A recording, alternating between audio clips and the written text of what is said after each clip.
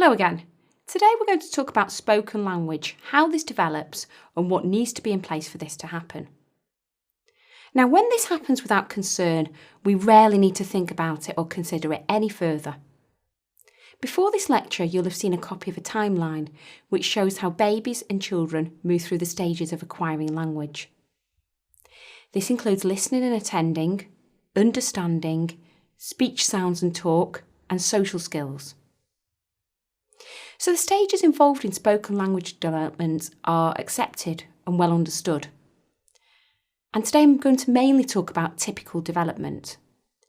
As I talk you through these developmental stages, I'd like you to think about what the implications might be for deaf babies who might be having a very different experience.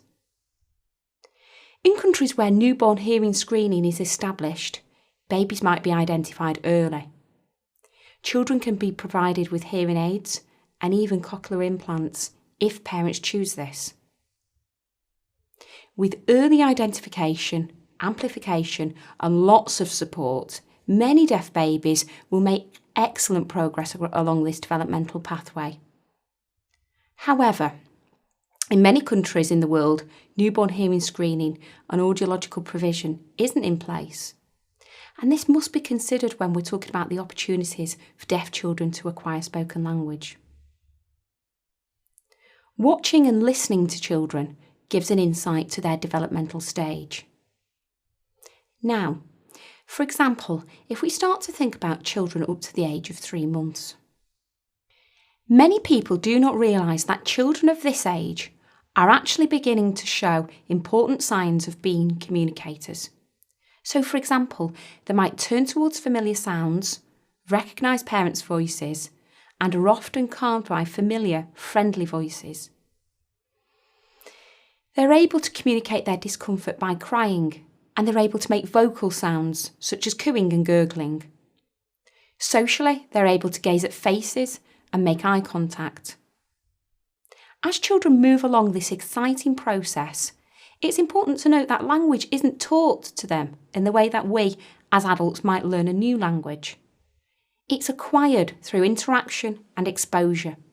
As babies continue along this path, they'll start to make vocal noises to get attention. So at this stage, children babble to themselves. They can watch their parents' faces as they talk, and they might sense different emotions in a parent's voice. And here, at 6 to 12 months, as they continue this development, they'll begin to understand commonly used words such as no and bye-bye. They'll begin to use a more speech-like form of babble, with sounds like ba-ba-ba-ba-ba emerging. Parents generally treat this emerging babble as meaningful because it's so similar to speech, and this helps the baby to use this babble to take turns in a conversation. At the end of these 12 months, these very young children might begin to use some single words, such as dada or mama, over the next few months.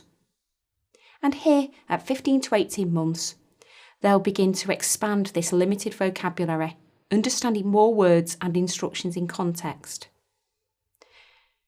They should use single words in play and will be able to put names to many familiar objects.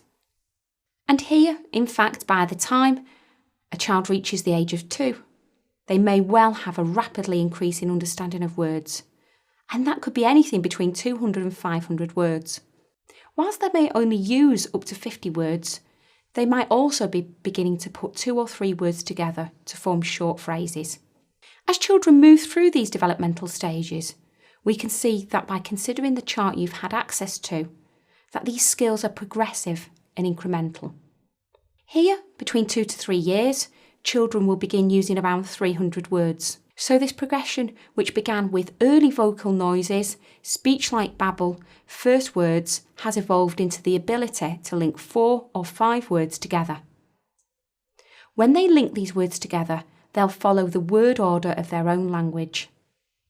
While they might still make mistakes and might struggle to say some speech sounds, they are becoming language users. And here, at 3 to 4 years, much of this language is falling into place. Vocabulary and sentence length is extending. They're able to use their language skills to take turns, play, and even to disagree with those around them. Moving forward here at aged between 4 and 5, we have children who are able to use their language skills to understand much more of the world around them, including jokes, descriptions of objects, and simple stories. They're using well-formed sentences, which might have some grammatical errors, but are easily understood by adults and children. They can use their language to make friends, engage in play, and find out much more about the world around them. So how does this all happen? Earlier, I said that for normally developing children, a first language is not taught.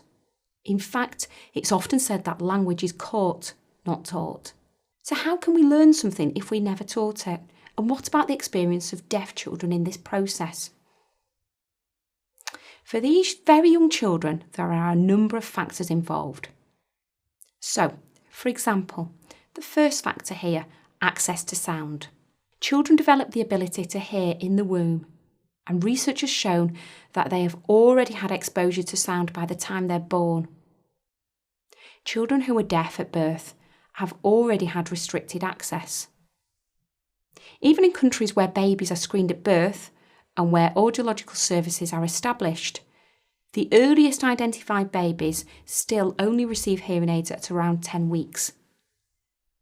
And the decisions and path towards possibly cochlear implantation takes much longer. For babies who are born in countries where newborn hearing screening is not routine, identification might happen much later. If we reflect on the missed opportunities for a child who's identified aged 3 or 5 years old, we can see the impact here on language development. Even when babies are identified early and hearing aids are provided, this doesn't mean that this will always work well. Many parents might find the management of such aids, alongside everyday tasks such as feeding and caring for a baby, very difficult. Thinking about the next issue, access to native speakers. Having the opportunity not just to hear, but to listen to other proficient speakers of a language is integral to learning any language. Even where language is not specifically directed at children, there's a huge body of evidence to show that children are able to learn through overhearing. Now, for deaf children, this really is an area of particular difficulty. Thinking about this last issue, parental approaches. Now, there are many approaches which parents can use in beginning to establish communication with their children. Establishing initial communication with children is key, and eye contact will be an integral part of this in the early days. Even with very young deaf babies, parents can use touch, facial expression, and sing-song vocal tones to hold their child's attention. Leaving space for babies to respond in babble or vocal noises establishes turn-taking, as will the use of familiar songs and games. Parents of deaf children can support the opportunities for their children to learn language by establishing good listening environments, such as places in the home where there might be less background noise or distractions. Being more aware of what a child might miss out on due to difficulties overhearing will help parents to appreciate that deaf children will need many more opportunities to hear and match words to the world around them. So naming everyday objects might be a common occurrence, particularly where such words are part of common and familiar routines. As children begin to acquire words, parents have a role in expanding this language and supporting continual development.